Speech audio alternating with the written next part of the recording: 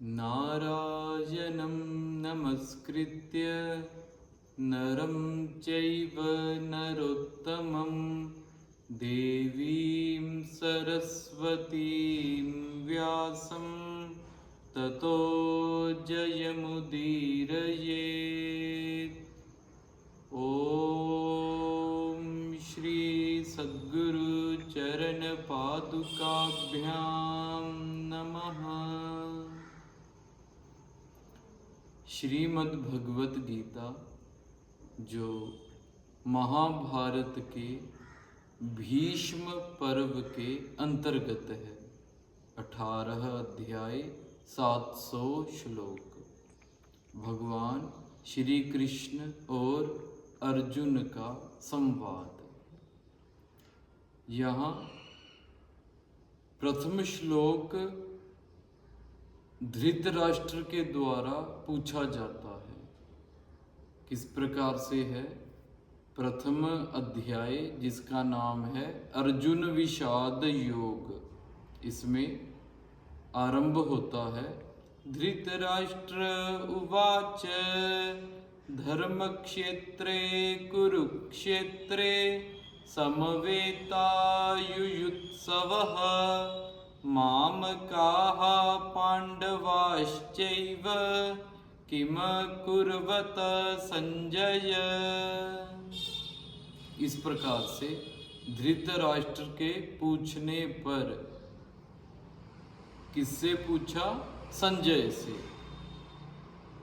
संजय धृतराष्ट्र के मंत्री हैं।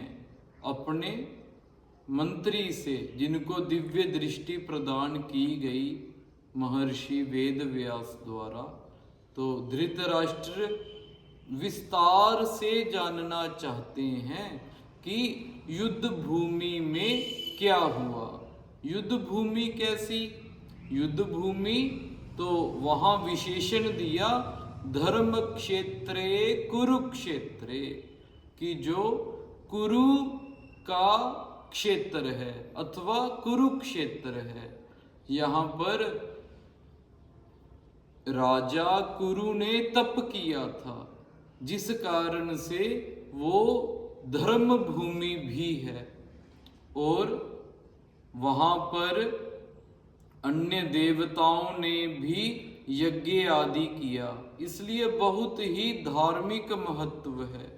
और ऐसी भूमि को चुना गया कि वहाँ पर मृत्यु को प्राप्त होने वालों की भी सद्गति हो, इसलिए विशेषण दिया गया है धर्म क्षेत्रे कुरुक्षेत्रे। कुरुक्षेत्र का विशेषण है धर्म क्षेत्र, कि जो धर्म वाला क्षेत्र है। और साथ ही हमें ये भी याद रखना चाहिए कि ये सभी के लिए शिक्षाप्रद भी है कि कोई भी कार्य हम करें तो धर्म को सामने रख कर करें। यहाँ युद्ध करने के लिए एकत्रित हुए, लेकिन युद्ध करना है तो धर्म को सामने रख कर करना है, जैसा पांडवों ने किया। और अगर अधर्म को सामने रख कर करते हैं तो पराजय निश्चित है।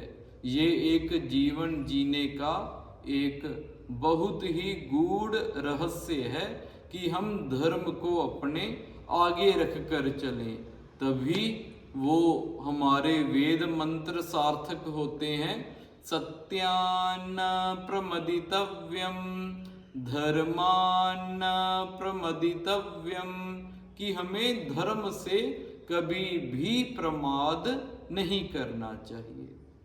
यहाँ धृतराष्ट्र ने पूछा धर्म क्षेत्रे कुरुक्षेत्रे समवेता युयुत्सवः, कि जो इस धर्म भूमि में एकत्रित हुए हैं। कौन एकत्रित हुए? मामकाहा पांडवाहा। मामकाहा जो मेरे पुत्र हैं, और पांडवाहा जो पांडु के पुत्र हैं। वो दोनों ही युयुत्सवः, वो दोनों ही युद्ध करने की इच्छा वाले हैं। युयुत्सवः योद्धुम इच्छवः, युद्ध करने की इच्छा वाले। युद्ध करने की इच्छा उनकी तभी से हो गई थी जब श्री कृष्ण भगवान ने दुर्योधन को कहा था कि पांडवों को उनका अधिकार दे दो। तो दुर्योधन ने कहा था कि सुई के अग्रभाग जितना भी कोई क्षेत्र है, भूमि है, मैं बिना युद्ध के नहीं दूंगा। तो वहीं से ही वे युद्ध की इच्छा वाले हैं। इसी को संकेत रूप से धृतराष्ट्र ने पूछा है, युयुत्सवः, युद्ध की इच्छा वाले हैं। और इस ग्रंथ से, भगवत गीता से हम ये भी समझते हैं कि भेदभाव नहीं करना चाहिए। जैसे कहा मामकाः पांडवाः, मेरे और पांडु के पुत्र। सभी को एक पद से भी कहा जा सकता था कौरवाः, कि जो सभी कुरु वंश में उत्पन्न होने वाले हैं। लेकिन यहाँ पर वो दो का भाव राजा के मुख से निकला है। जैसा मन में भाव होता है वैसा कहा जाता है कि वाणी से वो आ ही जाता है। तो राजा धृतराष्ट्र के वाणी से यही भाव निकला, मेरे पुत्र और कौरवों और पांडु के पुत्र। इससे हमें समझना चाहिए, हमें एक भाव से सभी को देखना चाहिए।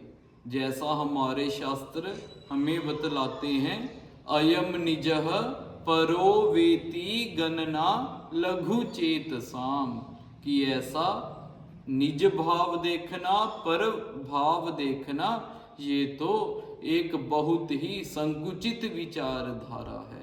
हमारी वैदिक सनातन संस्कृति तो बहुत ही उदार स्वभाव वाली है, जिसका दिग्दर्शन इस पूरे श्रीमद् भगवद गीता शास्त्र से होता है कि धर्म को आगे रखकर चलना।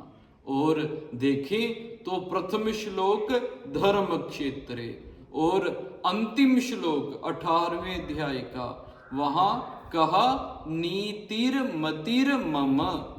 तो यहाँ संतों का एक बहुत ही गूढ़ भाव है कि आरंभ से धर्म क्षेत्र में धर्म का धर इतना ले लें, और नीतिर मतिर मम जो अंतिम श्लोक है श्रीमद् भगवद गीता का, वहां मतिर मम, मम का जो अंतिम शब्द म है उसको ले लें। धर म संयोग करने से धर्म बना।